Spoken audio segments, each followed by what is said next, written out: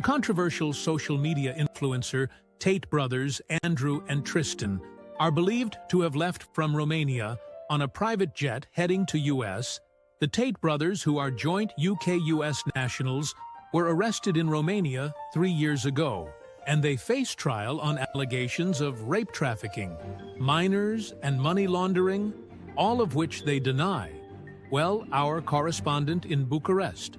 Well, we've more details seen from pictures this morning.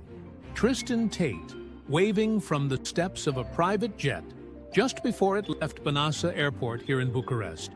We also know from Romanian sources that these are dual citizens, so they hold both American and British passports.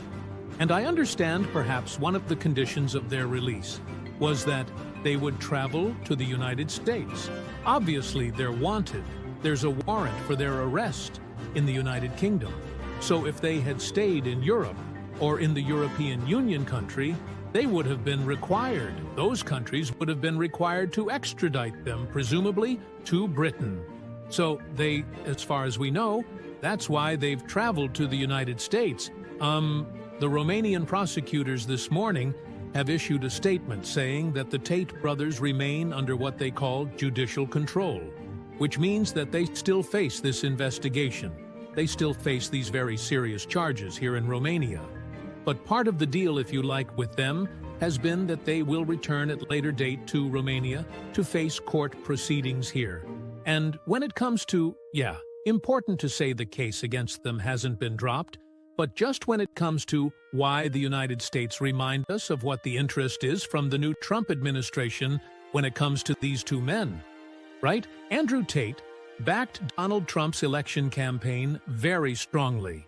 And clearly, there's some kind of PR. Since Mr. Trump took office, there has been pressure, public and private. We know this from a Financial Times article and other articles in recent weeks on the Romanian government, enormous pressure on the Romanian government. So it's unimaginable, really, that they would have been released and allowed to fly to the United States, had it not been for this pressure from the United States.